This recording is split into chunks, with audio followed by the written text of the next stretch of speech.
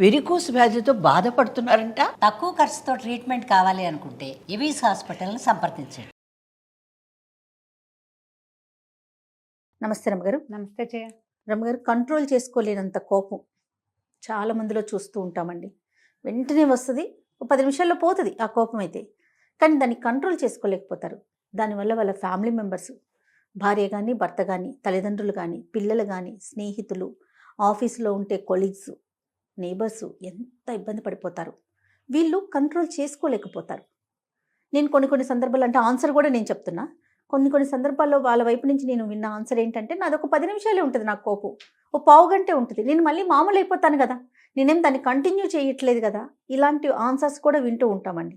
దాన్ని సమర్థించుకోవటం అని నేను అనుకుంటాను. రమ్మగారు, అసలు ఇంతకు మీ ఒపీనియన్ చెప్పండి. మీ ఒపీనియన్ చెప్పండి. తన కోపమే తన శత్రువు అన్నారు. తన శాంతమే తనకు రక్ష. తన కోపమే తన శత్రువు అని ఎందుకమ్మా ఈ శతకారుడు ముందు చెప్పాడు కోపం గురించి? నిజమే కదండి. ముందు ఎందుకు చెప్పాడు? మరి అదే నీ కొంప ముంచుతుంది కాబట్టి. కోపాలు 2 రకాలు ఉన్నాయి జయ. శీఘ్రకోపి, దీర్ఘకోపి. శీఘ్రకోపి అంటే ఊరికే కోపం వస్తుంది, వాళ్ళకి అన్నిటికీ కోపం వస్తుంది, ప్రతిదానికి దురుసే, తర్వాత ఏదో మామూలుగా ఉంటారు. ఇంకొకళ్ళు దీర్ఘకోపి, ఏం చేసినా వాళ్ళల్లో నుంచి ఆ పగ ప్రతీకారాలు పోవు, చాలా కాలం గుర్తుపెట్టుకుంటారు. చిన్నప్పుడెప్పటిదో పెద్దయ్యాక కూడా దాన్నే తలుస్తూ ఉంటారు, ప్రతిసారి దానికి ప్రతిక్రియ చేయాలని చూస్తారు. 2 తప్పే, 2 ఇబ్బందే. ప్రపంచానికే కాదు వాళ్ళకే పెద్ద ఇబ్బంది చేయ. ఈ శీఘ్రకోప దీర్ఘకోపాలతోటి ముందు బేసిక్గా ఒక్కటే వాక్యం చెప్పాలి. ఏ కట్టెకి నిప్పుంటే ఆ కట్టే కాలుతుంది, అంతే కదా. నీకు కోపం అయితే నువ్వు మిగిలిన ప్రపంచాన్ని పెట్టే ఇబ్బంది కంటే నువ్వు పడే ఇబ్బంది అతి ఎక్కువ, చాలా పెద్దది. దాంతోపాటు నీ జీవితం, నువ్వు అంటే నీ ఒట్టి బాడీ, నువ్వు ఒకడవే కాదు, నీ జీవితం అంటే జీవితంలో ఎంతమంది ఉంటారమ్మా? అమ్మ, నాన్న, తాత, బామ్మ, అమ్మమ్మ ఉన్నారా? మేనమావులు, బాబాయిలు, పింతల్లులు, పెద్దమ్మలు, ఇదొక సమూహమా? అక్కడి నుంచి పెళ్ళామా? మగవాడైతే పిల్లలు, జల్లలు, అత్తవారు, బావమరదని, తోడల్లుళ్ళని, మరదళ్ళని, వదిన గారులని, ఇదో గుంపు సమూహం. ఇదే అక్కడి నుంచి నీకు ఉద్యోగం ఉంటే నీకో ఆఫీసు, నువ్వు చదువుకునేనాడు నీకో స్కూలు, నీకో కాలేజీ. ఎంతుందమ్మా సమూహం. మాకెవరు లేరండి అని ఎవరో ఒకళ్ళు చెప్తుంటారు. ఎందుకుండరు? నువ్వు ఉంచుకోలేదు అంతే. నీ 1వ క్లాసు LKG నుంచి మొదలుపెట్టి మనం ఎప్పుడు సంఘజీవులుగానే ఉంటామా? ఉండమా జయ? 100% రమ్మగారు. వాళ్ళలో నువ్వు ఓన్ చేసుకుని వాళ్ళతో నువ్వు కలిసిపోలేదంటే అదేమిటో నీది పొరపాటు, కానీ నీకు మనుషులు లేకపోవటం ఏనాడు లేదు. ఒంటరితనంలో గింజుకుని చచ్చిపోతూ ఉంటారు, చెప్తూ ఉంటారు నాకు. ఒంటరి ఏమిటి, మనం ఎప్పుడు గుంపుగానే ఉంటాం. వాళ్లతో నీది పంచుకోలేని అసమర్థత నీదవుతుంది, కానీ సమూహాంది ఏముంటుంది? ఎప్పుడు సమూహం ఉంది మనతో పాటు. మన స్కూళ్ళు, మన కాలేజీలు, మన ఉద్యోగాలు, మన వ్యాపారాలు, అసలు మన జీవితాలు. ఓ పెళ్ళి, ఓ పేరెంట్ అనగానే ఓ గుంపు, ఇద్దరం చేసుకుంటాము పెళ్ళి. రిజిస్టర్ మ్యారేజ్ చేసుకోవాలన్నా 10 మంది వెళ్తాంగా. అడవుల్లో భార్యాభర్త నింగి నేల సాక్షిగా పెళ్లి చేసుకునే రోజులు ఆ రోజులు లేవు కదా. లేవు. ఎప్పుడో పూర్వకాలంలో పంచభూతాల సాక్షిగా గాంధర్వ వివాహాలు అవి చేసుకునేవాళ్ళు. అవును. ఇప్పుడు ఆ గాంధర్వాలు కూడా అందరికీ తెలిసేలాగానే తగలబడుతున్నాయి. సమూహం లేకపోవటం లేదు. ఈ మొత్తం సమూహాన్ని నువ్వు మొదలంటా పాడు చేసుకుంటావు నీ కోపంతో. ఎప్పుడు యాంగర్ మేనేజ్మెంట్ ఉండాల్సిందే జయ. పైగా ఇప్పుడు ఇంకో ప్రాబ్లం ఏమొచ్చింది తెలుసా? ప్రతిసారి ఇది చెప్పుకోవాల్సి వస్తుంది. ఈ కోపిస్ట్ వాళ్ళు సోషల్ మీడియాలో ఎంటర్ అవుతారు. ఇక ఎవరేం చెప్పినా వీళ్ళకి నచ్చదు. ఏదైనా ఒక సందర్భంలో ఒక విషయం గురించి చెప్తే అది మా గురించే చెప్పారనుకుని రాసేస్తారు, తిట్టేస్తారు, నోటికొచ్చిన మాటలన్నీ అంటారు, బూతులాడేస్తారు. ఆ లోపలున్న మండిపోతుంటుంది కదా, ఆ మంటను ఎవరో ఒకళ్ళ మీద కక్కేస్తారు. అది వచ్చిందిగా ఇప్పుడు. అవును అవును. ఎందుకు ఈ మాటలు చెప్తున్నామో అర్థం కాదు. వాళ్ళు ఇప్పుడు ఏదో ఇది చేయకూడదు అని చెప్పామనుకో, వాళ్ళు అదే చేస్తున్నారు. మీ పెత్తనం ఏంటి, బోర్డు పెత్తనం, మీరెవరు, నువ్వెవరు, అసలు నువ్వులోకి వెళ్ళిపోతారు. పెద్ద లేదు, చిన్న లేదు లేదండి. ఇంతకుముందు వీళ్ళు మనకు ఉపయోగపడ్డారు, వీళ్ళు చెప్పిన మంచి మాటతో మనం ముందుకెళ్ళాం. వీళ్ళు చాలా మంచి విషయాలు చెప్తారు, ప్రజలంతా వీళ్ళ మాట వింటున్నారు. అవేం పట్టవు. నన్ను అన్నావు కాబట్టి నేను తోసేయాలి, నేను అనేయాలి. అనక్కర్లేదు, నచ్చిన పాయింట్ వినిపిస్తే అనుకోవచ్చు అలా కూడా. ఈ కోపిష్టితనాలకి లెట్ అవుట్గా సోషల్ మీడియా యూజ్ అవుతోంది. ఎక్కడ ఉద్రేకం తగ్గకపోతే ఇక్కడ చూపిస్తారు. ఈ తగ్గని ఉద్రేకం మనకి ఎందుకు వస్తుంది అనే ఒక ప్రశ్న కావాలి ప్రతి వాళ్ళకి. ఏమిటి, నా మాట కాదంటే కోపమా, నేను చెప్పింది చేయకపోతే కోపమా, నన్ను లెక్క చేయకపోతే కోపమా, నన్ను గౌరవించకపోతే కోపమా, అసలు ఏ పాయింట్తో నేను ట్రిగర్ అవుతున్నాను, ఏ పాయింట్తో నాకు ఇంత భడాసు లోపల నుంచి అంత మంట బయటకు వస్తుంది, అసలు నేను కరెక్టేనా అనేది బేరీజ్ వేసుకోవాలి. మీకు యాంగర్ మేనేజ్మెంట్ లేకపోతే మగవాళ్ళతోటి భార్యలు స్నేహంగా ప్రేమగా ఉండరు. ఒక వ్యక్తికి 20కో 25కో 30కో పెళ్ళైతే అక్కడి నుంచి మొదలుపెట్టి చచ్చేదాకా ఇంచుమించుగా ఈ కాలంలో కాస్త అటు ఇటు అయినప్పటికీ ఉండే ఎవరమ్మా సహచరులు? భార్య కానీ ప్రధానంగా జీవిత భాగస్వామి మీతో ట్రావెల్ చేస్తారు. ఒక్కళ్ళు 10 మంది ఉండం కదా, మొగుళ్ళు పెళ్ళాలు ఉండరు, ఒక్కళ్ళు ఉంటారు. పెళ్లి చేసుకునేది ఒకటి.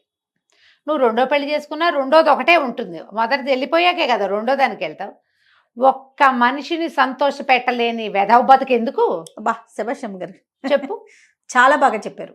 వాళ్ళని సాటిస్ఫై చేయలేవు, వాళ్ళని సంతోష పెట్టలేవు, వాళ్ళని స్థిమితంగా ఉంచలేనప్పుడు ఏమిటి నీ దగ్గర ఏముండి ఏం ప్రయోజనం? కంట్రోల్ లేనప్పుడు అప్పుడు భార్యాభర్త కూడా నటించుకోవాలి. నటించడమే, ప్రేమ ఉండదు, ఏముండదు. ప్రేమ కానీ ఆపేక్ష కానీ అభిమానం కానీ ఉండవు. చచ్చినట్టు ఉంటారు వాళ్ళు.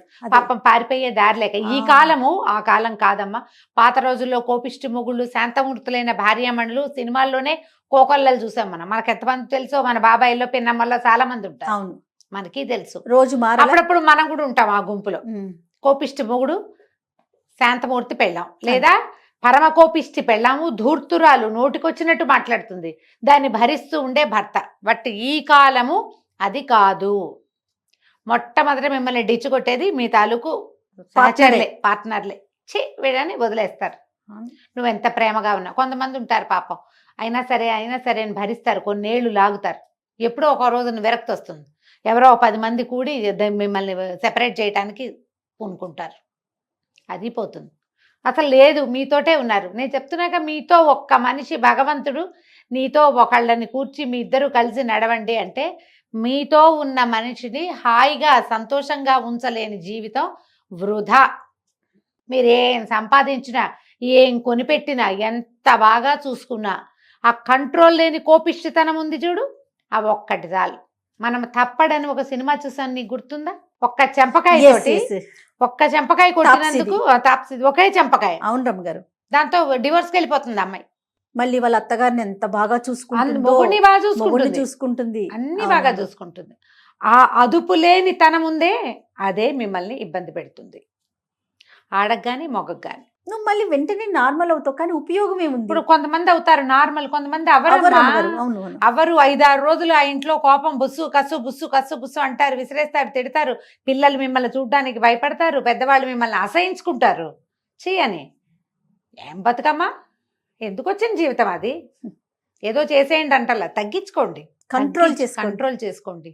దీన్ని తగ్గించుకుంటే మనం కూడా హాయిగా ఉంటామని అర్థం చేసుకోండి. ఈ కోపిష్టితనం, యాంగర్ మేనేజ్మెంట్కి బోలెడన్ని థెరపీలు ఉన్నాయి. ఓకే, విపశ్యన అంటారు, తెలుసు కదా, విపాసన అంటాము. అవును, విపశ్యన. ఆ విపాసన లాంటివి చేయొచ్చు, ఏదైనా యోగా క్లాస్ చేయొచ్చు, హార్ట్ఫుల్నెస్ యోగా చేయొచ్చు.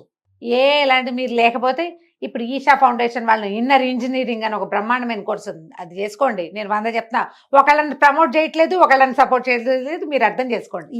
ఏ ఒక్కళ్ళని నేను ప్రమోట్ చేసే ఉద్దేశం కాదు. సొసైటీలో ఇన్ని రకాలు ఉన్నాయి. ఆర్ట్ ఆఫ్ లివింగ్ ఉంది, దానికి వెళ్ళొచ్చు, ఈషాకి వెళ్ళొచ్చు, ఎక్కడికో ఒక చోటికి వెళ్ళండి. వెళ్ళడానికి 10 దారులు ఉన్నాయి. మా దగ్గర కూడా రావచ్చు. మనసు ఉండాలి కదా రమ్మగారు. ఫస్ట్ నేను తగ్గించుకోవాలనే ఆలోచన. దీనివల్ల నేను ఇబ్బంది పడుతున్నాను, ఈ కోపిష్టితనం వల్ల. వీళ్ళెవరు, నా సమాజం నాతోటి ఉండట్లేదు, నేను నా పిల్లల్ని కోల్పోతున్నా, నా వైఫ్దో హస్బెండ్దో ప్రేమ ఆపేక్ష నాకు లభించట్లేదు, నా సమాజం అంతా నా నుంచి దూరంగా వెళ్ళిపోతుంది, నేనేం చేయాలి అనగానే ముందు మనల్ని ప్రశ్నించుకోవాలి, మనని ఎవరి దగ్గరైనా రివీల్ చేసుకోవాలి. మనల్ని మనం గుర్తించుకోవాలి. యాంగర్ మేనేజ్మెంట్ చాలా అవసరమా. కొట్టేస్తారమ్మా, కోపిష్టితనంతో చేతులు ఎత్తుతారు. ఎంత కోపం తెప్పిస్తే కొడతాడు అని తల్లుల సమర్థన, ఎంత కోపం తెప్పిస్తే మాత్రం కొడతావు నువ్వు? ఎవడివి నువ్వు? పుట్టించిన వాళ్ళు కూడా కొట్టకూడదు. మరి సొంత పేరెంట్స్ కూడా ఒక వయసు వచ్చాక పిల్లల్ని కొట్టడానికి వీల్లేదు. పెళ్లి చేసుకున్నంత మాత్రాన ఆడకు కానీ మొగకు కానీ రెండో వాళ్ళ మీద సర్వాధికారాలు రావు. చెయ్యి ఎత్తటానికి వీల్లేదు. ఎప్పుడు మీరు చెయ్యి ఎత్తారో వెంటనే మిమ్మల్ని ఇమీడియట్గా పోలీస్ స్టేషన్లో పెట్టచ్చు. వితౌట్ ఏమీ లేదు, నువ్వు కొట్టావు చాలు. అసలు అది చేయకూడదు. పైగా ఈ పెళ్ళ మీద చెయ్యి ఎత్తుతావు, నువ్వు ఎవరి మీద మాత్రమే ఎత్తవు? అంతేగా, ఎవరి మీద ఎత్తవు. ఇంకో ఇప్పుడున్నారా మా మొగుళ్ళని కొట్టే అక్కయ్యలు కూడా వచ్చినాయి ఇప్పుడు. పాత రోజుల్లో రేర్గా ఒక్క సూరికి అంత ఉండేది. జయ మంగారు తల్లి ఆవిడని అనకూడదు మనం, ఈ పేరు చెప్పుకుంటున్నాం అంతే. ఆవిడ చక్కటిది, ఆ క్యారెక్టర్ల వల్ల ఆవిడ అలా అయిపోయింది పాపం మహాతల్లి. లేకపోతే అసలు అసలు పేరే ఎత్తకూడదు. ఒకే ఒక్క గయ్యాళ్ళు ఉండేది ఊరికి. అది కూడా మనం నోటి మాట వినేవాళ్ళం. అమ్మగారు భర్తను కొట్టిన సందర్భాలు మూవీలు ఉన్నాయా? లేవు లేవు. అదే కదా, ఏమో మరి ఉన్నాయేమో, మనం చూడలేదు. కానీ వీళ్ళు తిరగబెట్టి కొడతారు. తిరిగి కొట్టేవాళ్ళు అసలు ఏం అంటే మొగుళ్ళ మీద పడే వాళ్ళు కూడా ఉన్నారమ్మా ఇప్పుడు. బ్రహ్మరాక్షసులు అవి ఉన్నాయి. వాళ్ళు తక్కువ కాదు, వీళ్ళు తగ్గట్లేదు ఎక్కడాను. ఈ తగ్గని వాళ్ళు తగ్గించుకోండి. తగ్గించుకునేందుకు బోల్డ్ పద్ధతులు ఉన్నాయి. మొదట అసలు మీరు తగ్గాలా లేదా అనేది ఆలోచించుకోండి. నాకు యాంగర్ మేనేజ్మెంట్ అవసరమా? నేను దీనివల్ల ఏమేమి నష్టపోతాను? నాకు ఆఫీసా, ఇల్లా, సమాజమా, పిల్లల, భార్య, నేనేనా? నాకే ప్రాబ్లంగా ఉందా? నేనే హ్యాపీగా లేనా? నీ లోపల పెద్ద బడబానలో మండుతుంటే నువ్వు ఎలా హ్యాపీగా ఉంటావు? నవ్వటానికి కూడా నీకు నోరు రాదు. నవ్వలేని, సంతోషంగా ఉండలేని, నలుగురితో కలవలేని దౌర్భాగ్యపు జీవితం ఎందుకు? వేస్ట్ కాదు. సరి చేసుకోండి దాన్ని. అవకాశాలు ఉన్నాయి కదా. ఎవరెవరితో మీకు చెడిందో మీ కోపం వల్ల వాళ్ళందరితో తర్వాత సారీ చెప్పుకుంటారు. కానీ మీతోటి ఎలా సారీ చెప్పించాలో మీరు చేరిన ఈ కోర్సులో వాళ్ళందరూ చూసుకుంటారు దాని సంగతి. మీరు కోర్సులో చేరితే ఆటోమేటిక్గా వాళ్ళు చెప్తారు మిమ్మల్ని ఎలా సారీ చెప్పాలి, ఎట్లా నీ లోపల ఉన్న నెగిటివిటీని పోగొట్టుకోవాలి, ఎలా నీ లోపలి తీవ్రతని సాఫ్టెన్ చేయాలి. నేను ఇలాగే ఉంటాను, ప్రశ్నిస్తానంటే ఇది ప్రశ్నే కాదు. ప్రశ్నించటం వేరు, కోపిష్టితనం వేరు. మీరు అర్థం చేసుకోండి. కోపిష్టితనం వేరు, ప్రశ్నించటం వేరు. సమాజంలో ఉన్న ఒక చెడునో మన ఎదురుగుండా ఉన్న వాళ్ళు చేసిన ఒక తప్పునో నువ్వు ప్రశ్నించటం వేరు. నువ్వు ధూర్తంగా రియాక్ట్ అవ్వటం వేరు. కోపిష్టితనం డిఫరెంట్ ఫ్రమ్ క్వశ్చనింగ్. అది అర్థం చేసుకోండి. ఆ రెండిట్లో తేడా. ఎవరైనా ప్రశ్నిస్తుంటే వాళ్ళని కోపిష్టి వాళ్ళని అనుకోకండి. అది వేరు, ఇది వేరు. కోపమే ప్రధానమైనది. ఏది మీకు శత్రువుగా ఉందో దాన్ని తీసేయండి. ఎందుకంటే అరిషడ్ వర్గాలలో కామం తర్వాత క్రోధమే రెండోది. మీరు అనుకున్నది అవ్వకపోతే మీకు కోపం వస్తుంది అంతే. రైట్, దాన్ని పోగొట్టుకోండి, ట్రై చేయండి. నమస్తే. నమస్తే జయ.